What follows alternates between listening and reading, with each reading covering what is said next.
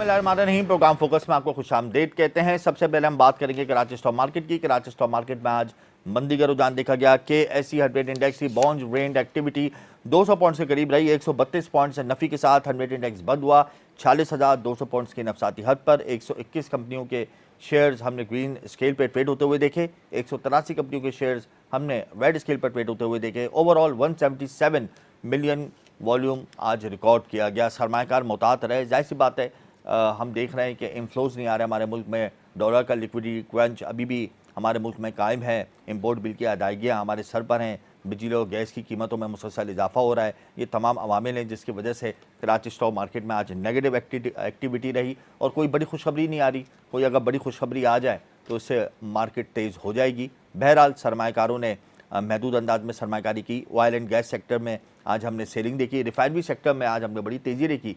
PIA के stocks में investors ने दिलचस्पी का मुजाहरा किया। तो overall Karachi stock market plus के बाद माइनस हुई और बिल आखिर रेड जोन में बंद हुई। इसके बाद मैं आपको बताऊंगा करेंसी मार्केट में डॉलर की कीमत में मुसलसल कमी का सिलसिला जारी है। इंटरबैंक मार्केट में डॉलर 288 रुपये 75 पैसे से कम होकर 287 रुपये 74 पैसे पर बंद हुआ। 1 रुपये 1 पैसे की कमी हुई। बड़ी अच्छी बात है। हम देख रहे हैं कि रोज़ाना की बुनियाद पर इंटरबैंक मार्केट में 1 रुपये, सवा रुपये, 1.5 रुपये की कमी हो रही है और यही हाल ओपन मार्केट का भी है। ओपन मार्केट में डॉलर 1.5 रुपया आज सस्ता हुआ है। 299 रुपये से कम होकर 288 रुपये 50 पैसे का आज ओपन मार्केट में डॉलर हुआ। हम देख रहे थे थोड़े दिनों पहले तक, यानी 2-3 हफ्ते कबल, इंटरबैंक और ओपन मार्केट में डॉलर की कीमत का फ़र्क 8% तक पहुँच गया था। अब ये फ़र्क 1% पर है और जिससे एक काली ज़रब लगी है ग्रे मार्केट को, हवाला हुंडी नेटवर्क को। और हवाला हुंडी नेटवर्क और ग्रे मार्केट का वजूद इस वक्त ख़तरे में पड़ गया है। ये बड़ी अच्छी बात है कि पाकिस्तानी रुपया डे बाई डे अप्रिशिएट हो रहा है और डॉलर इंटरबैंक यूरोपीय मार्केट में सस्ता हो रहा है। और आइंदा आने वाले दिनों में ये टारगेट जो 250 रुपये और 260 रुपये का सेट किया है, ये हम देखेंगे कि हम अचीव कर जाएंगे। इससे हमारे मुल्क की जो कर्ज़े हैं, बैरूनी कर्ज़े ख़ास तौर पर, इन पर जो भारी बोझ पड़ गया था गुज़िश्ता दिनों, वो काफ़ी हद तक कम हो जाएगा। इसके अलावा प्रोग्राम में मैं आपको बताऊंगा कि आज पोर्ट कासिम की तारीख में पहली दफ़ा 355 मीटर बड़ा कार्गो वैसल जहाज़ लंगर अंदाज कर गया है। पोर्ट कासिम पर कंटेनर वैसल शिप निजी कंपनी है DP वर्ल्ड टर्मिनल, वहाँ पर यह आज पहुँचा है और सऊदी अरब जद्दा से ये जहाज़ अपने इम्पोर्टर्स की डिलीवरी लेकर पहुँचा है। और ये पोर्ट कासिम की हिस्ट्री में पहली दफ़ा इतना बड़ा जहाज़ आया है और ये Singaporean Lee Harvey vessel ship है और 355 मीटर ये लंबा जहाज़ है। और इससे पहले हमने कभी तारीख में नहीं देखा था कि पोर्ट कासिम पे इतना बड़ा जहाज़ लंगर अंदाज हुआ हो। और ये कंटेनर वैसल शिप यहाँ पर डिलीवरी देने के बाद कल इंडिया रवाना हो जाएगा। वहाँ पर उसने अपनी डिलीवरी देनी है और इस वक्त इसका ऑपरेशन शुरू हो गया है सामान की मुंतकिली का। और आज और कल हम देखेंगे कि फर्स्ट सेशन में इसका ऑपरेशन कंप्लीट हो जाएगा और ये मुल्क भर से इंपोर्टर्स की डिलीवरी लेकर वैसल शिप कंटेनर जहाज़ आज पहुंचा है। 2 दिन का ये सफ़र था जद्दा से कराची यानी पोर्ट कासिम का, और वो तय करने के बाद आज ये जहाज़ आया है और ये हम देख रहे हैं कि ये पहली दफ़ा है पोर्ट कासिम की तारीख में। इसके अलावा आज प्रोग्राम में मैं बात करूँगा कि नेपरा ने एक और बम गिरा दिया है और बिजली महंगी कर दी है 4 रुपये 45 पैसे फ़ी यूनिट। और ये बिजली महंगी हो जाने के बाद अब मौसम सरमा में जो है ये एक उम्मीद होती थी सार्फिन की कि अब बिजली के बिल ज़रा कम आएंगे, वो अब नहीं होंगे। इस दफ़ा मौसम सरमा में ठीक ठाक वसूलियाँ की जाएंगी और इजाफे की मंजूरी गुज़िश्ता माली साल की पहली यानी फर्स्ट क्वार्टर एडजस्टमेंट की मद में की गई है। और नेपरा ने बिजली महंगी करने का नोटिफिकेशन जारी कर दिया है कि इलेक्ट्रिक सार्फिन से इजाफी वसूलियाँ अक्टूबर और नवंबर में की जाएगी, यानी अक्टूबर नवंबर में इजाफी वसूलियाँ की जाएंगी फ्यूल एडजस्टमेंट की मद में। नेपरा ने नोटिफिकेशन का इजरा कर दिया है। मौसम सरमा में सार्फिन पर बम गिरा दिया गया है, बिजली महंगी कर दी गई है। IMF की ईमा पर बिजली की कीमतों में इजाफा कर दिया गया है। दोबारा से गैस की कीमतों में इजाफा होने जा रहा है। पेट्रोलियम मसनूआत की कीमतों में इजाफा हो चुका है। तारीख की बुलंद तरीन सतह पे पेट्रोलियम मसनूआत की कीमत इस वक्त ट्रेड हो रही हैं और इंटरनेशनल मार्केट में पेट्रोल की प्राइसेस दिन ब दिन बढ़ रही हैं। तो ये जो क्या सराइयाँ की जा रही थी कि पेट्रोल कम होने वाला है, वफाकी वज़ीर ने ये एक वफाकी वज़ीर तिजारत ने एक खुशखबरी सुना दी थी कबल अज़ वक्त गौहर एजाज ने कि भाई पेट्रोल कम हो जाएगा इस दफ़ा 15 दिन के बाद। और फिर थोड़े दिनों के बाद तरदीद और वजाहत जारी करना पड़ी ओगरा ने कि इंटरनेशनल मार्केट में पेट्रोलियम मसनूआत की कीमतों में इजाफा हो रहा है। कबल अज़ वक्त हम ये नहीं कह सकते कि आइंदा आने वाले दिनों में पेट्रोल सस्ता होगा या महंगा होगा। इंटरनेशनल प्राइसेस को देखते हुए हम फैसला करेंगे और अगर ऐसी बातें होंगी क़ब्ल अज़ वक्त तो पेट्रोलियम इंपोर्ट मुतासर हो सकती है। वाज़े उगरा ने वजाहत जारी कर दी थी। तो आइंदा आने वाले दिनों में तो यूटिलिटीज़ टैरिफ में मज़ीद इजाफा होगा। बिजली और गैस महंगी हो गई है और इसका बराह रास्त असर हमारे तजारती पहिए पर होगा, हमारी ट्रांसपोर्ट महंगी होगी, हमारी जाहिर सी बात है पेट्रोलियम मसनूआत की कीमतों में जब इजाफा होता है तो महंगाई की एक नई लहर जन्म लेगी, क्योंकि सरकारी अदाद-ओ-शुमार के मुताबिक 29 से 30% महंगाई इस वक्त है। और अगर मैं ग्राउंड रियलिटी की बात करूं तो 50-55% है। अब अगर पेट्रोल, बिजली और गैस महंगी होगी तो इन्फ्लेशन ऊपर जाएगा, और जब इन्फ्लेशन की फिगर्स ऊपर जाते हैं तो इंटरेस्ट रेट को बढ़ाना पड़ता है ताकि हम इन्फ्लेशन की फिगर्स को कंट्रोल कर लें। इस बार जो शरह सूद है मुल्क की उसको अनचेंज रखा गया 22% पे। अगर इन्फ्लेशन ऊपर जाता है, यूटिलिटीज़ एक्सपेंसेस और यूटिलिटीज़ टैरिफ की वजह से इन्फ्लेशन के फिगर्स ऊपर जाएंगे, जो कि जाएंगे, तो लामहला आइंदा आने वाले दिनों में शरह सूद में इजाफा होगा। और अगर शरह सूद में इजाफा होगा जो कि 22% पे इस वक्त रीजन में ऑल टाइम हाई है पाकिस्तान का इंटरेस्ट रेट, तो ऑब्वियसली इससे कारोबारी पहिया जो वैसे ही सुस्तगी का शिकार है मुकम्मल तौर पर मुंजमद हो जाएगा। इसके अलावा एक बड़ी खबर ये है और एक बुरी खबर ये है कि सिविल एविएशन अथॉरिटी ने एयरलाइंस की फ़हरिस्त का इजरा कर दिया है कि कौन सी एयरलाइन कौन से नंबर पर है। सिविल एविएशन अथॉरिटी ने एयरलाइनों से मुतालिक दर्जाबंदी की फ़हरिस्त जारी कर दी है, जिसमें PIA का जो नंबर है वो सबसे आखिर में है। यानी जनवरी से जून जो कारकर्दगी दिखाई गई है एयरलाइंस की जानिब से, उसकी फ़हरिस्त जो आई है उसमें एयर सियाल दूसरे नंबर पर है, एयर ब्लू तीसरे नंबर पर है, सीरीन एयरलाइन चौथे नंबर पर है और PIA पाँचवें नंबर पर है। और इस वक्त फ्लाई जिना नंबर 1 पोजीशन पर है। फ्लाई जिना नंबर 1 पोजीशन पर आई है। इसके अलावा प्राइवेट एयरलाइंस आई है, मगर हमारी जो कौमी एयरलाइन है PIA उसका नंबर आखिर है, जिसकी बुनियादी वजह माली खसारा है, इंतज़ामिया की नाअहली है, जहाज़ की ख़राब मेंटेनेंस है, जहाज़ों की कारकर्दगी पर सवालिया निशान हमेशा से उठते रहते हैं। और फिर PIA इस वक्त ज़मी बोस हो चुकी है और इसकी नचकारी के लिए हुकूमत सरतोड़ कोशिशें कर रही है। कभी नचकारी कमीशन कहता है कि इसकी नचकारी नहीं हो सकती, कभी नचकारी कमीशन कहता है कि असर नौ हम इसको खड़ा करेंगे, प्राइवेटाइज़ नहीं करेंगे। अभी हुकूमत इसी हवाले से गुफ्तगू कर रही है, लेकिन इस वक्त PIA के पास इतने पैसे नहीं है कि वो अपने मुलाजमीन की तनख्वाह जारी कर सकें। अगस्त के महीने में सिविल एविएशन अथॉरिटी का अकाउंट से ली गई, फिर सितंबर में हुकूमत पाकिस्तान ने, नेशनल बैंक ने और स्टेट बैंक ने बंदोबस्त करके मुलाजमीन को तनख्वाहें जारी की, और अब आइंदा आने वाले महीने में कैसे तनख्वाहें देंगे ये बहुत बड़ा सवालिया निशान है। लेकिन ये बड़ी शर्म का मुकाम है हम लोगों के लिए और बड़े अफसोस का मुकाम है हम लोगों के लिए कि हमारी कौमी एयरलाइन आज आखिरी नंबर पर आई है। और एक वक्त था कि हमारी कौमी एयरलाइन दूसरी एयरलाइंस को सपोर्ट करती थी और दूसरी एयरलाइंस को जाकर फैसिलिटेट करती थी। एक वो टाइम था और आज ये टाइम है कि आज हमारी PIA हमारी कौमी एयरलाइन का नंबर आखिरी है। इसके अलावा आखिर में मैं आपको बताऊंगा कि पाकिस्तान पेट्रोलियम लिमिटेड ने पाकिस्तान स्टॉक एक्सचेंज को ख़त लिख दिया है और सरमायाकारी कौंसल की मीटिंग में ये फ़ैसला किया है PPL ने कि रेगुलेटिंग मनसूबे में सरमायाकारी करेंगे, भरपूर तरीके से करेंगे, और इस हवाले से रेगुलेटिंग मनसूबे में मरबूत हिकमत अमली के साथ सरमायाकारी के फ़रोग़ के लिए पुरअज़म है। और रेगुलेटिंग मनसूबे में पाकिस्तान मिनरल्स प्राइवेट लिमिटेड जो एक शरीक कंपनी है PPL की, वो खिदमत सर अंजाम देंगी और इस हवाले से एक एडवाइजरी बोर्ड जो है वो तश्कील दिया जाएगा।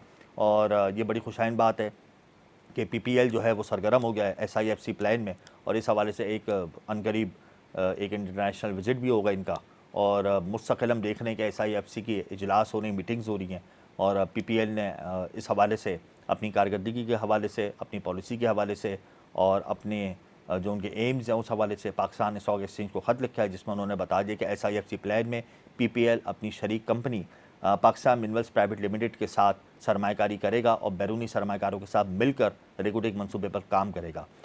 इन तमाम पॉइंट्स पर आज हम प्रोग्राम में गुफ्तगू करेंगे। बिजली और गैस का बुरहान सर उठा रहा है, इस हवाले से हम इंडस्ट्रियल सेक्टर को आज फोकस करेंगे। यहाँ पर वक्त है ब्रेक का, गुफ्तगू का सिलसिला जारी रहेगा, आप हमारे साथ रहिएगा।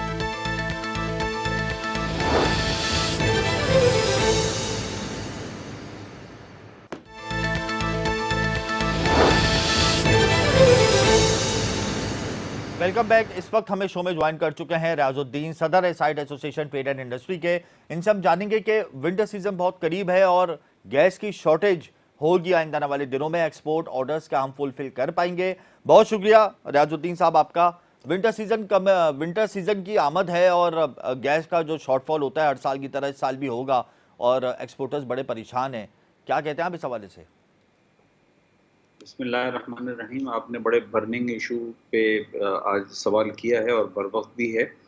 अभी तो विंटर सीज़न की आमद मेरी नज़र में तो नहीं है। विंटर सीज़न शुरू होता है दिसंबर से। दिसंबर, जनवरी और फरवरी में जो गैस की शॉर्टेज होती है, लेकिन ऐसा लगता है कि इस बार जो है वो ठंड पड़ गई है एसएसजीसी के ऊपर, जहाँ गैस जो है वो अभी समर के अंदर ही शॉर्ट हो गई है। जी। और इस वक्त जो है मैं साइड के इलाके के हवाले से बात कर रहा हूँ कि अभी गुज़श्ता हफ्ते के दौरान, और आज भी गैस बंद है, कल भी बंद है, परसों भी बंद है, मुकम्मल तौर के ऊपर गैस दस्तियाब नहीं है। तो अगर ये सूरत हाल रहेगी तो विंटर तो दूर की बात है, समर के जो ऑर्डर्स हैं जो हमने एक्सपोर्टर के शिपमेंट करने, वो भी पूरे नहीं हो सकेंगे। तो इसके लिए आपने एसएचजीसी इंतजामिया से रब्ता किया है या हुकूमत से रब्ता किया है कि अगर आपने एक्सपोर्ट को बढ़ाना है और एक्सपोर्ट की फिगर्स को अगर हम अचीव करना चाहेंगे तो उसके लिए तो हमें चाहिए गैस, बिजली, और वही जब आपको नहीं मिलेगी बर वक्त तो आप किस तरीके से सर्वाइव करेंगे? जी, बिल्कुल ऐसा ही हुआ था कि जब गया कि आप अपने खुद बिजली के कारखाने लगाएं। जब बिजली के कारखाने लगाए तो उसके लिए अब गैस दस्तियाब नहीं है। आपने सवाल किया मिनिस्टर, तो जो मौजूदा मिनिस्टर हैं मोहम्मद अली साहब, जी। उनके साथ दो मुलाकातें हो चुकी हैं। इससे पहले मुसद्दिक मलिक साहब थे, उनके साथ मुतअद्दिद मीटिंग्स हुई हैं। चैम्बर ऑफ कॉमर्स में भी हुई हैं, उनके जो एसएसडीसी का दफ्तर है उसमें भी हुई हैं, इसके अलावा दीगर कई। लेकिन सिर्फ ऐलानात हैं, मुलाकातें हैं, गुफ्तगू है, गुफ्तन है, नशिस्तन बर्खास्तन है। उनके पास ना गैस का कोई बंदोबस्त है, ना कोई पॉलिसी का डिसीजन है, ना ही जो उनको सिस्टम में आरएलएनजी डालनी है वो डाल रहे हैं। और कहते हैं ज़रूर कि हम 75% गैस और 25% ब्लेंड करके आरएलएनजी मिक्स करेंगे, लेकिन ताहनुज़ उसका कोई बंदोबस्त नहीं हुआ है। और पिछले दिनों तो सितम ज़रीफ़ी ये हुई कि जिनसे 75-25 पे इन्होंने दबाव डालकर साइन करवाने थे और उनकी गैस को खोलना था, उन्होंने ये काम भी मुकम्मल तौर पे नहीं किया। यानी तो मौजूदा लगता है मौजूदा मिनिस्टर से आप लोगों की मुलाकात हुई है, उसमें कोई खातिर ख्वाह नताइज सामने नहीं आए? मतलब उनके आप कि बयान से, उनकी आप पॉलिसी से मुतमईन नहीं है? नहीं जी, बिल्कुल न सिर्फ मुतमईन नहीं है। मिनिस्टर साहब तो बाद में तशरीफ़ लाए, कोई 1 हफ़्ते बाद। उससे पहले ख़ुद प्राइम मिनिस्टर साहब मोहतरम काकड़ साहब से हमारी बहुत तफ़सीली गवर्नर हाउस में मुलाकात हुई थी। जी। और वहाँ उन्होंने पहले ये फरमा दिया था कि गैस और बिजली के बारे में शायद वो हमारी मदद करने से कासिर रहेंगे। ये अच्छा। उनका बयान है, के ऊपर मैं कोट कर रहा हूँ। जी। ये उन्होंने पहले ही आपको इशारा दे दिया था कि ज़्यादा उम्मीदें नहीं लगाई जी। जाएं, कुछ नहीं कर सकते हम लोग। जी हाँ, और ये आपको मालूम है कि किसी भी कारखाने को चलाने के लिए या किसी भी पैदावारी अमल को चलाने के लिए एनर्जी तो बुनियादी ज़रूरत है, और गैस और इलेक्ट्रिक की 2 बुनियादी ज़राए हैं, बल्कि दुनिया भर में तो इलेक्ट्रिक होता है। जी। हमें कहा गया कि इलेक्ट्रिक नहीं दस्तयाब होगी, गैस और इलेक्ट्रिक का तो अब हाल ही है कि जिस रफ्तार से वो रेट बढ़ा रहे हैं आईएमएफ के दबाव के ऊपर, जी। तो वो पहले ही जो है उसके ऊपर पैदावारी लागत इतनी ज़्यादा हो जाएगी कि शायद सिर्फ बिजली के जो बनाने वाले आईपीपी हैं उन्हीं को उसका फ़ायदा पहुँचेगा। बाकी ना तो फ़ायदा उससे कोई उठा सकेगी इंडस्ट्री, ना ही आवाम, ना कमर्शियल कंज्यूमर्स। कराची का सबसे बड़ा इंडस्ट्रियल जोन है साइड पेड। अब ये बताएं कि अगर ऑर्डर्स फुलफिल नहीं होंगे, एक्सपोर्ट के कारखाने नहीं चलेंगे, तो क्या स्टेप होगा आपका? अगला क्या होने जा रहा है? अगर आप लोग एक्सपोर्ट के ऑर्डर्स फुलफिल नहीं कर पाए फ्यूचर में, तो किस तरीके से हम लोग अपने एक्सपोर्ट टारगेट को अचीव कर पाएंगे? ये तो बड़ी बिल तशवीशनाक बात है। बिल्कुल अचीव नहीं कर पाएँगे। मैं बाशगाफ़ अल्फ़ाज़ में कह रहा हूँ कि नहीं कर पाएँगे। गुज़श्ता से पेवस्ता साल हमने तकरीबन को $32 अरब की एक्सपोर्ट्स की थी। रिकॉर्ड तो सतह होना पे। तो ये चाहिए था कि हम गुज़श्ता साल हम $35 अरब का टारगेट रखते जी। और इस साल $40 अरब का टारगेट रखते। हमारे जो माशाल्लाह मौजूदा कॉमर्स मिनिस्टर हैं गौहर एजाज़ साहब, उन्होंने कहा तो है ज़बानी तौर के ऊपर कि हमारा टारगेट $50 अरब का होना चाहिए। लेकिन अमलन मुझे लगता है कि 50 तो दूर की बात है, अगर $25 अरब का भी टारगेट इस साल पूरा हो जाए, तो बड़ा गनीमत होगा। मुझे ये भी पूरा होता इसलिए नज़र नहीं आ रहा कि अभी साल शुरू हुए को 3 महीने हुए हैं और हम एक्सपोर्ट के टारगेट से काफ़ी पीछे हैं हुकूमत के आदत-ओ-शुमार के मुताबिक। और अब अगर ये गैस का बहरान इन्होंने गर्मी में शुरू कर दिया, तो जी। शायद सर्दी में फरवरी-मार्च तक तो कारखाने बंद ही रहेंगे और एक अपने माल की एक अंदाजे के ज़रूरत का। मुताबिक एक अंदाजे के मुताबिक रियाज साहब, इंडस्ट्रियल जोन में कितनी इंडस्ट्रीज़ हैं जो बंद हो गई हैं, कितने कारखाने हैं जो बंद हो गए हैं या जो टेम्पररी शट डाउन हो गए हैं? इस हवाले से थोड़ा इदाद शुमार बताएं। देखिए, एक्सपोर्ट की जो इंडस्ट्रीज़ हैं वो जब ऑर्डर्स होते हैं जो कि इस वक्त करंटली मौजूदा सूरत हाल में मौजूद हैं, जी। लेकिन और वो तीनों शिफ्ट चलती हैं, तो करंटली बमुश्किल खींच तान करके एक शिफ्ट चला पा रहे हैं बिजली के ऊपर, इसलिए कि बिजली की लागत बहुत ज़्यादा है और गैस की दस्तयाबी नहीं है। तो मैं ये कह सकता हूँ कि इस वक्त पैदावारी अमल को 1/3 से और हाफ तक जो है वो गिर चुका है। अच्छा, और बेरोज़गारी की शरह के हवाले से आप क्या कहेंगे? कितने लोग अंदाज़े के मुताबिक बेरोज़गार हो गए हैं? जैसे एप्टेमा ने एक एदाद-ओ-शुमार जारी किए हैं, तो आपके अंदाज़े के मुताबिक साइट के एरिया में कितने लोग हैं जो कंपनीज़ और फैक्ट्रीज़ बंद होने से बेरोज़गार हो गए हैं? देखिए, तहकीक जो उन्होंने की है वो काफ़ी हद तक जो है दुरुस्त है और करीन अज़ क़यास है, और टेक्सटाइल की हद तक मैं कन्फ़र्म करता हूँ कि जो साइट में जितनी पाकिस्तान के 5 बड़े एक्सपोर्टर्स जो हैं, वो साइट एरिया के अंदर हैं, वो जी। सब तो उसी का शिकार हैं। देखिए, तकरीबन 5 तकरीबन को 5.5 लाख घराने जो हैं, उनका रोज़गार साइट इंडस्ट्रियल एरिया से वाबस्ता है। और अगर उसमें जो है बेरोज़गारी की जो शरह है, वो मैं बआसानी कह सकता हूँ कि 1/3 इसलिए हो गई है कि अगर एक शिफ्ट नहीं चल रही पूरी, तो जी। 1/3 हो गई। उसमें ख़ास तौर पे डेली वेज का वर्कर है, वो तो गया बेचारा, और जो मंथली वर्कर है, वो 1 महीने और इंतज़ार करेंगे। और उधर जो है ना, वो एक और बड़ा मसला खड़ा हुआ है, जो सिंध हुकूमत की जो है और उसका जो मिनिमम वेज बोर्ड है, उसकी लापरवाही की वजह से, वो ये कि सिंध के अंदर जो है अभी तक मिनिमम वेज जो कि नोटिफ़ाई होनी चाहिए थी फेडरल बजट के बाद, इस्लामाबाद ने की, फिर केपीके ने की, फिर पंजाब ने की, तो हमारे यहाँ अभी तक वो मिनिमम वेज जो है, वो बाज़ाब्ता तौर के ऊपर, वैसे तो ज़बानी तौर के ऊपर हमारे गुज़श्ता जो चीफ मिनिस्टर साहब थे, उन्होंने बजट तकरीर में उसका अनाउंसमेंट किया था, लेकिन जो बाज़ाब्ता नोटिफ़िकेशन उसका होना चाहिए, मिनिमम वेज बोर्ड के तहत, वो भी नहीं आया। तो वो भी एक बेरोज़गारी होने का जो है एक बड़ा सबब बन रहा है। आइंदा आने वाले दिनों में साइट एसोसिएशन की आवाज़ कौन बनेगा? किस तरीके से मामला हल होंगे? क्या आप लोगों ने कराची चैम्बर ऑफ कॉमर्स से, फेडरेशन चैम्बर ऑफ कॉमर्स के फोरम से राब्ता किया? क्या वो इस हवाले से कोई पॉलिसी तैयार कर रहे हैं या कोई अगला विजिट होने जा रहा है? क्योंकि अगर एक्सपोर्ट के टारगेट हमारे मिस होंगे तो इससे तो हमारे रेवेन्यू पे बहुत ज़्यादा मनफी असर पड़ेगा। तो हम लोग तो फिर अचीव नहीं कर पाएंगे अपने टारगेट्स एक्सपोर्ट के। तो इस हवाले से आप लोग क्या करने जा रहे हैं? बिल्कुल, देखिए, गुज़श्ता माह के दौरान और इस माह के दौरान जो है मुतअद्दिद मीटिंग्स जो हमारी हुई हैं, जिसमें प्राइम मिनिस्टर साहब हैं, एनर्जी मिनिस्टर हैं, गवर्नर हैं और chief of the army staff हैं। इन सब से इस मौज़ूआत के ऊपर जो है तफ़सीली मीटिंग्स, बड़ी तवील मीटिंग्स हुई हैं, जिसमें चैम्बर ऑफ़ कॉमर्स के जो पेटेंट चीफ़ हैं ज़ुबैर मोतीवाला साहब, उन्होंने ख़ास तौर पे जो ट्रेड डेवलपमेंट अथॉरिटी के करंटली सीईओ भी हैं, जी। उन्होंने इस मामले को जो है सीरियसली और बड़े शद्दोमत से उठाया हुआ है। लेकिन और उम्मीद तो हम करते हैं कि निगरान हुकूमत की कमिटमेंट है, लेकिन अमली इक़दामात जो हैं वो अभी नज़र आने बाकी हैं। अच्छा, आखिर में मुझे ये बता दें रियाज़ साहब कि अमन-ओ-अमान की ख़राब सूरत-ए-हाल भी एक बड़ा मसला है। हम देख रहे हैं कि जो लोग बेरोज़गार हो रहे हैं, वो स्नैचिंग और रॉबरी की तरफ जा रहे हैं। तो इस चीज़ को रोकने के लिए आपको नहीं लगता कि बिज़नेस कम्युनिटी को अपना थोड़ा दिल बड़ा करना चाहिए? कुछ ऐसा कर दे कि लोग बेरोज़गारी से बच जाएँ, या कुछ ऐसे इंसेंटिव्स का ऐलान कर दें कि उनको घर बिठा के आधी तनख्वाह मिल जाए, ताकि कम से कम अमन-ओ-अमान की ख़राब सूरत-ए-हाल जो है वो काबू में आ सके? देखिए, बिज़नेस कम्युनिटी जो है वो तो आपको मालूम है फ़राख़-दिल है, और हम जहाँ तक फ़िलांथ्रोपी है, उसमें कराची और साइट जो है उसको पाकिस्तान का फ़िलांथ्रोपिक कैपिटल कहा जाता है, सबसे जी। ज़्यादा मुख़य्यर हज़रात। लेकिन ये सवाल पैदा होता है कि मुख़य्यर हज़रात ने भी अपने जो ख़ज़ाने हैं और अपनी तिजोरी है, उसको जो खोलना है, वो एक हद तक ही खोल सकेंगे। और मैं आपको मिसाल दूँ कि जिस दौरान हमारे यहाँ कोविड था और पाबंदी लग गई थी कि हम रिट्रेंचमेंट नहीं कर सकते, उस दौरान हुकूमत ने तो अपना कोई किरदार अदा नहीं किया इनको रोज़गार और इनके जो मिनिमम वेज है उसको अश्योर करने के लिए। जी। ये काम जो है इंडस्ट्रियलिस्ट ने ही किया है, और अब भी इंडस्ट्रियलिस्ट ही कर रहे हैं।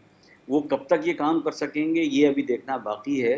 तो ज़रूरत इस बात की है कि इंतज़ार किए बगैर माशी बहाली के फ़ौरन इक़दामात किए जाएँ, और जो बुनियादी इरिटेंट हैं, अगर आपके पास 2-3 मिनट हो तो मैं बयान कर जी, दूँ, जी, जो बिल्कुल। फ़ौरी तौर की ज़रूरत है। नंबर एक ये कि जो पॉलिसी रेट है हमारा जी 25% के ऊपर इस वक्त जो है कॉस्ट ऑफ कैपिटल हो गया, इस पे तो प्रोडक्शन हो ही नहीं सकेगी। जी फिर दूसरा हमारा जो एक्सचेंज रेट है हाईएस्ट है, फिलहाल तो कुछ वक्ती तौर के ऊपर नीचे आया, लग रही है नीचे और मजीद आ जाए, जैसा कि हुकूमती ऐलानात बता रहे हैं कि 250 रुपए के ऊपर, वरना 280 और 300 रुपए में तो बाहर से कॉटन खरीद के, दीगल मार खरीद के बेचना, तो हमारे पास तो डोमेस्टिक रॉ मटेरियल है नहीं, तो बिल्कुल मुमकिन नहीं रहेगा। जी इसी तरह से जो हमारे पास मतलूबा खाम माल के लिए और मशीनरी के लिए फॉरेक्स है वो अवेलेबल कराया जाए। फिर ये कि पिछले बजट के अंदर बेरहमी के साथ जो है इन्होंने इनकम टैक्स के ऊपर, सुपर टैक्स के ऊपर, एक्सोजेनस इनकम के ऊपर टैक्स लगा के वो तकरीबन 80% है वो टैक्स लगा दिया, जिससे कि डिस्करेजमेंट है कि जी कोई आप बिजनेस ना करें, कोई इनकम ना करें, या इनकम दिखाएं नहीं कम से कम, और ताकि आपके ऊपर टैक्स जहां से भी नजर आए तो टैक्स लगा दिया जाए। तो ये जी जो डिस्करेजमेंट है ये खत्म होनी चाहिए। बिल्कुल फिर ये कि हमारे पास जो कुछ और देरीना मसाइल हैं, वो ये हैं कि हमारे यहाँ जो इंफ्रास्ट्रक्चर है वो बड़ा बुरी तरह से जो है वो डैमेज्ड है, बिल्कुल आप सही और कह जो रहे हैं, इंडस्ट्रियल इंफ्रास्ट्रक्चर हमारा बहुत ज़्यादा डिस्टर्ब है, इसमें कोई दो राय नहीं है। और आपके तहफ़्फ़ुज़ात बिल्कुल दुरुस्त हैं। आपका बहुत शुक्रिया राजुद्दीन साहब। इसमें कोई दो राय नहीं कि हमें मईशत की बहाली के लिए जंगी बुनियादों पर इकदाम करने होंगे। विंटर सीज़न तो दूर की बात, अभी समर सीज़न में ही गैस का शॉर्टफॉल सर उठाने लगा है, जिसकी वजह से प्रोडक्शन डिस्टर्ब हो गई है इंडस्ट्रीज़ की। और अगर यही हालात रहे तो एक्सपोर्ट के टारगेट्स हम अचीव नहीं कर पाएंगे, और हुकूमत को सोचना होगा कि एनर्जी प्राइसेस को कंट्रोल कैसे किया जाए, और जो एनर्जी टैरिफ है उसको आगे किस तरीके से डिस्ट्रीब्यूट किया जाए। ये एक बहुत बड़ा चैलेंज होगा हुकूमत के लिए। यहाँ पर वक्त हुआ एक ब्रेक का, गुफ्तगू का सिलसिला जारी रहेगा, साथ रहिएगा हमारे।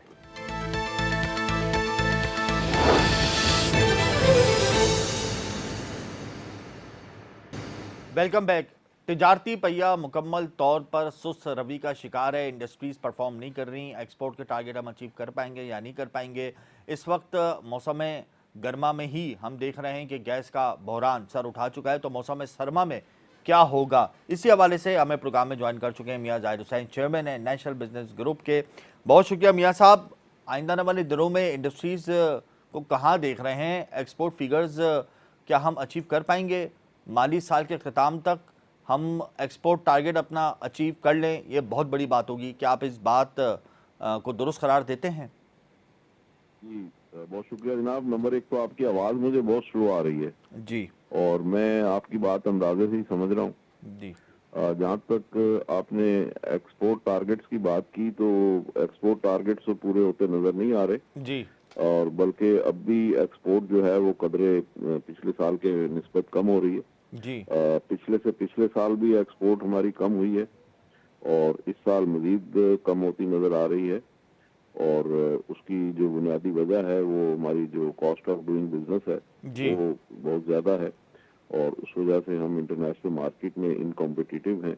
जी और फिर ऊपर से हमें ये सर्दियों में गैस का भी शदीद बहरान का सामना करना पड़ता है, और पिछले कई सालों से सर्दियों में गैस अवेलेबल नहीं होती। 4-5 महीने जो सर्दियों के होते हैं तो उसमें गैस की डाइवर्ट करते हैं डोमेस्टिक साइड पे, तो इंडस्ट्री के लिए गैस अवेलेबल नहीं होती। और उन दिनों में जो बिजली है वो एक तो उसका सोर्स बड़ा अनरिलायबल है, उसमें ब्रेक डाउन बहुत होते हैं, दूसरे बिजली की प्राइस बहुत ज्यादा है, तो इस वजह से वो सारा सिस्टम जो है वो इनकॉम्पिटिटिव हो जाता है। अच्छा मियाँ तो साहब, हमारी हुकूमत ने तो मजीद बिजली का बम गिरा दिया है, गैस का बम गिराने को तैयार है।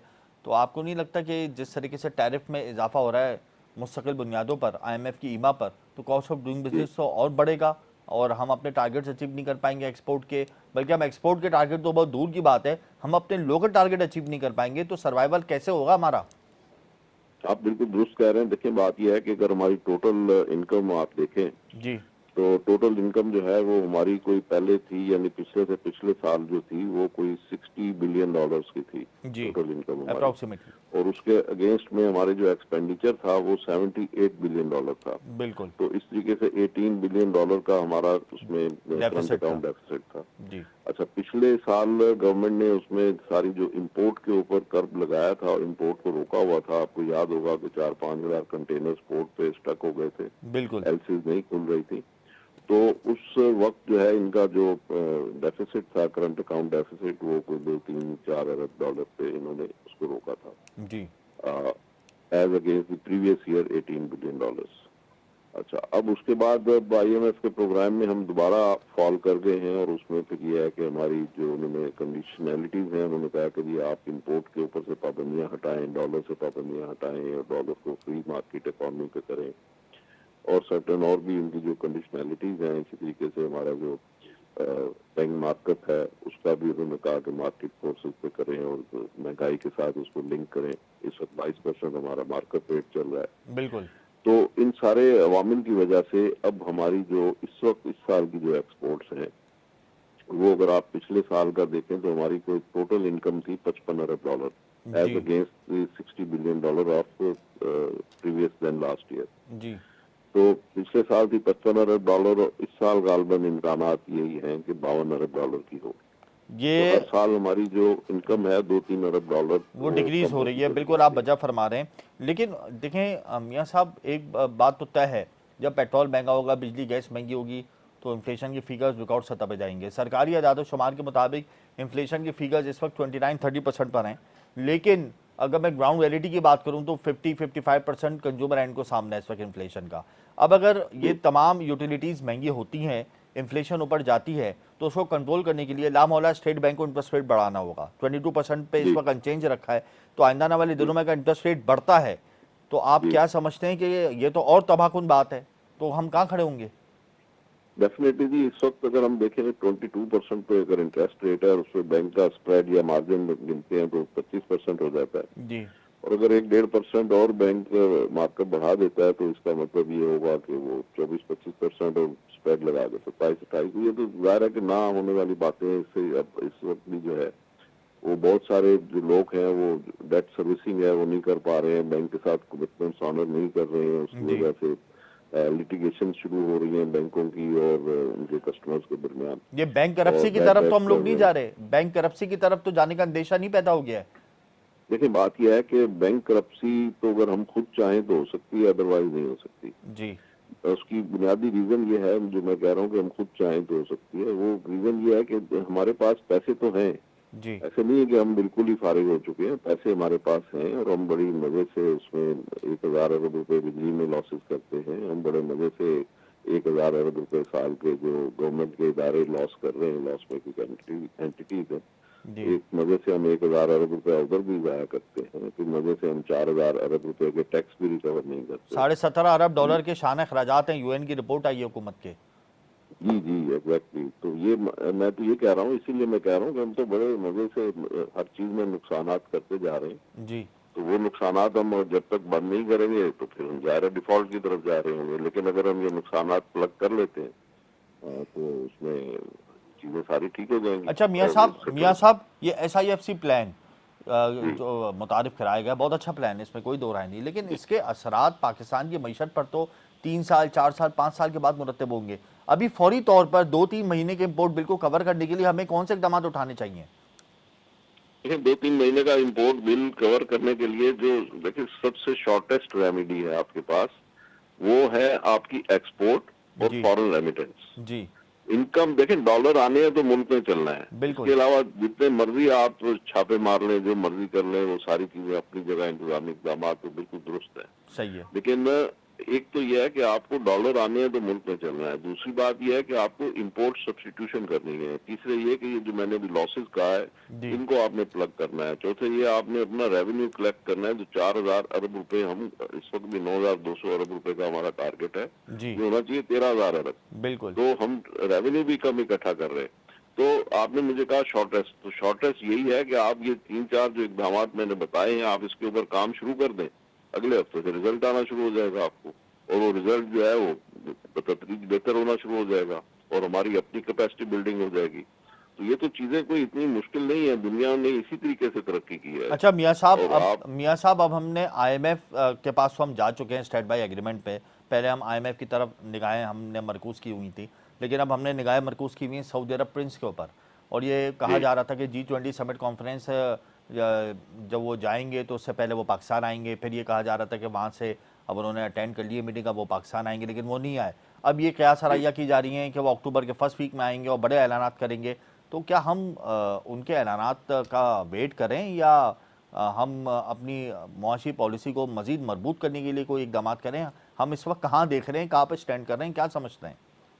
देखें, एक तो हमने थोड़े से जो गवर्नमेंट ने अपने मसल्स दिखाए हैं जी और उसके नतीजे में आप देखेंगे डॉलर का रेट नीचे आना शुरू हुआ। जी ठीक है ना। जी और आपने उसके ऊपर जो स्मगलिंग हो रही थी उसको भी आपने रोका है, फिर अफगानिस्तान जो स्मगलिंग हो रही थी उसको भी आपने रोका है, जी जखीरा अंदोजों के ऊपर आपने एक्शन लिया है, बिजली चोरी पे आपने एक्शन लिया है। ये 4-5 ही बड़े मुद्दे हैं ना जिसमें हम लॉस करते हैं। आपने जी अभी टीवी पे देखा होगा कि 144 अरब रुपए साल का तो हम पीआईए में लॉस कर रहे हैं सिर्फ। बिल्कुल ऐसा ही है। तो 5-6 नंबर हाँ, पर तो है ये पीआई, आखिरी जी नंबर जी पे आ गई है जी। बिल्कुल, तो ये सारी चीजें जो है आपने छोटे छोटे थोड़े से इकदाम लिए, मसल दिखाए हैं, जी तो चीजें बेहतर होना शुरू हो गई हैं। अब इसके साथ साथ अगर मुआशी तौर पे फंडामेंटल्स जो हैं उनको भी हम अगर ठीक करना शुरू कर दें, बिजली की कीमतों को ठीक कर लें। अच्छा, बिजली की कीमतें ठीक हो सकती हैं, वो इस तरह हो सकती हैं कि आप सर्दियों के महीने में जो सर्दियों के 4-5 महीनों में जो आप बिजली यूज कम करते हैं, आपकी कैपेसिटी 30,000 है। अब क्या और कम, अब तो कम इस्तेमाल करें या ना करें, फ्यूल एडजस्टमेंट की मद में नेपरा ने तो बिजली की कीमतों में इजाफा कर दिया है अक्टूबर और नवंबर जी के महीने में। तो अब क्या कम हाँ, इस्तेमाल करें, ज्यादा करें, अब तो बिजली का बिल तो पेट भर कर आएगा। नहीं, वो जो बिल आएगा वो तो हमारी जो लास्ट मंथ की कंजम्पशन थी जी वो उसके उसके ऊपर उन्होंने एडजस्टमेंट लगाया का ना। आएगा बिल्कुल। मैं हाँ, मैं तो बात कर रहा हूँ कि फ्यूचर में अब जो सर्दियां आने वाली हैं जी उन सर्दियों में हमने बिजली की जो कैपेसिटी पेमेंट हम करते हैं वो जी भी तकरीबन 20-22 रुपए पर यूनिट हमारे बिल में जो लग के आ रहा है ना, जो अभी जी जो जी बिजली 60 रुपए यूनिट हमें मिल रही है बिल्कुल उसमें 22-23 रुपए यूनिट जो है वो हमें कैपेसिटी चार्जेस के भी पे करने पड़ते हैं और सर्दियों में हम वो बिजली यूज नहीं करते। जी मेरा पॉइंट यह है कि उस दिनों में सर्दी अपना प्लांट बंद करके उनके किराए अदा करने की बजाय उनमें बिजली बना के और वो बिजली अगर सस्ते दामों इंडस्ट्री को दी जाए तो इंडस्ट्री आपकी चल पड़ेगी ना। आप 4-5 महीने जो उन्हें गैस काट लेते हैं जी। डोमेस्टिक यूज के लिए, तो उन 4-5 महीनों में आप उनको बिजली सस्ती दे दें गैस की कीमत पे। अच्छा ये अब बताएं आप उन्हें मियां साहब, ये जी बताएं सऊदी अरब प्रिंस के कौन से तहफुजात हैं जो हम दूर नहीं कर पा रहे, क्या गारंटी मांगी है? हम उनकी तरफ निगाह मरकूज किए हुए हैं कि वो पाकिस्तान आ जाए अक्टूबर के पहले हफ्ते में, ये ख्याल सरैया की जा रही है। इस हवाले से आप क्या कहते हैं? देखिए, बात यह है कि दुनिया हमारी तरफ हमारे पास इन्वेस्ट कर सकती है, जी लेकिन प्रॉब्लम क्या है, चाहे वो सऊदी प्रिंस हो या कोई और हो, हमारे यहाँ इशू ये है, और ये हम खुद भी हमारे मुल्क में इन्वेस्टमेंट कर सकते हैं। जी इशू ये है कि हम दुनिया में 108वें नंबर पे आते हैं अपना इन्वेस्टमेंट फ्रेंडली कंट्री होने के नाते से। सही तो जब हम 108वें नंबर में आते हैं तो इसका मतलब है करतूत तो हमारे अपने ही है ना जी, जिसकी वजह बिल्कुल से काम नहीं होते। बिल्कुल अब सऊदी प्रिंस का जो है वो तो जाहिर है कि वो कहते हैं जी वन विंडो, उसके लिए हमने SIFC बना दी। बिल्कुल अच्छा, वन विंडो में वो कहते हैं वो पहले हमने प्राइम मिनिस्टर ऑफिस में बनाई थी, जो बोर्ड ऑफ इन्वेस्टमेंट, अब उसी में हमने SIFC भी बना दी, बड़ी जी अच्छी बात है। अब वो जो वन विंडो हमने पहले बनाई थी बोर्ड ऑफ इन्वेस्टमेंट, उसमें भी किसी डिसीजन को करने में उन्हें 2-3 महीने लगते थे। जी अब हमने उसमें SIFC में जो बना, आर्मी चीफ को बीच में बिठा दिया है, जी तो उससे क्या होगा कि हमारे डिसीजन जो है वो 24 घंटे में होनी शुरू हो जाएंगे बिल्कुल और चीजें क्विक उसमें आ जाएंगी जो दूसरे मुल्क चाहते हैं। जी आज आप अगर UAE की जाके आपने वो लेनी हो, क्या कहते हैं जो रेजिडेंटशिप होती है, वो अगर आपने लेनी हो तो आपको 72 घंटे में मिल जाएगी। जी पाकिस्तान में आपने लेनी हो तो शायद 2 साल लगेंगे। बिल्कुल तो ये ये चीजें जो फर्क है, है। और इसमें यहाँ पहिए भी बहुत लगेंगे, अच्छा जबकि वहाँ एक पहिए भी आखिर नहीं में, लगेंगे। एक आखिर में मैं आपसे एक सवाल और पूछना चाह रहा हूँ कि छोटे स्मगलर्स, छोटे चोरों के खिलाफ, जो छोटा नेटवर्क चलाते हैं स्मगलिंग का, उनके खिलाफ तो क्रैकडाउन हो गया है। अगर बड़ी अशराफिया के खिलाफ क्रैकडाउन हो जाए तो आप समझते हैं जी कि पाकिस्तान की तारीख बदल जाएगी और पाकिस्तान तरक्की की राह पर गामजन हो जाएगा? जी, मैंने आपसे गुजारिश की ना कि वो जो छोटे हों या बड़े हों, ये सब मिल मिला के तो 4,000 अरब रुपए हमारे ब्लैक इकोनॉमी में जा रहे हैं। ठीक है, जी वो छोटे बड़े सब मिला के ही है ना जी, जो छोटे छोटे बड़े होते हैं वो सब बाद में मिलाकर, बड़े हो जाते हैं। यानी बड़ी जो अशराफिया छोटे, के ऊपर जो है अगर हाथ डाल दिया जाए मैं वो ये सब। गुजारिश कर रहा हूँ, जो छोटे होते हैं बाद में बड़े बनते हैं ना, बिल्कुल तो टोटल हम इसमें कोई 4,000 अरब रुपए की हमारी ब्लैक इकोनॉमी है। ये 4,000 अरब रुपया जो है इसको व्हाइट इकोनॉमी में ले आए तो जी ये जो होती है ना अपनी जखीरा अंदोजी, कभी चावल की, कभी चीनी की, कभी बिल्कुल गंदम की, कभी किसी चीज की, जी और उसकी कीमतें बढ़ा लेते हैं। तो यही 4,000 अरब रुपए जो है ये उधर गर्दिश कर रहे होते हैं, वो कभी चीनी में रिफ्लेक्ट करते हैं, कभी गंदम में करते हैं, कभी आटे में करते हैं, तो उसकी वजह से उनकी कीमतें बढ़ती हैं। इसको अगर आप ब्लैक इकोनॉमी को खत्म कर दें, छोटे बड़ों को सबको खत्म करें और उसको सिस्टम में ले आए, उसको सबको, ये जो है ना नॉन फाइलर वाली कैटेगरी, जी इसको खत्म करें और सबको फाइलर बनाए और शनाख्ती कार्ड जो हमारा है वही टैक्स नंबर हो और उसी के ऊपर सारे अपना वो करें, जितना कारोबारी ट्रांजैक्शन है वो शनाख्ती कार्ड के बगैर मुमकिन ना हो जी और सारी थ्रू बैंकिंग चैनल हो, तो कैश ट्रांजैक्शन हो ही ना। तो ये 4,000 अरब रुपए के ऊपर आपको एक तो टैक्स आना शुरू हो जाएगा, दूसरे ये ब्लैक इकोनॉमी खत्म हो जाएगी, तीसरे बिल्कुल ये कि जितने भी चोरा चकारी के धंधे या 2 नंबर बिल्कुल कारोबार है जी वो खत्म हो जाएगा ऑटोमेटिक। ये देखे ना, चोर को ना मारे उसकी माँ को मारे, बिल्कुल आप चीजें ठीक होना शुरू हो बिल्कुल जाएंगी। बिल्कुल मियाँ साहब, बहुत अच्छा आपने फार्मूला दिया, इसमें कोई दो राय नहीं कि अगर हम नॉन फाइलर की कैटेगरी को ख़त्म करें और फाइलर को फैसिलिटेट करें तो हम अपनी इकोनॉमी को बेहतर कर सकते हैं। और 4,000 अरब रुपए हमारी ब्लैक इकोनॉमी है, इसको अगर हम सिस्टम में दाखिल करते हैं तो पाकिस्तान के मौसम मसाइल हल हो सकते हैं, और ना सिर्फ हल हो सकते हैं बल्कि हम तरक्की की राह पर गामज़न हो सकते हैं। इसमें कोई दो राय नहीं कि क्रैक डाउन का जो सिलसिला शुरू हुआ है उसको आगे जाके वसअत देनी है। आपका बहुत शुक्रिया जाहिद साहब, आपने अपना कीमती वक्त दिया। यहाँ पर प्रोग्राम का वक्त खत्म होता है, मुझे और मेरी टीम को इजाज़त दीजिए। अल्लाह हाफ़िज़।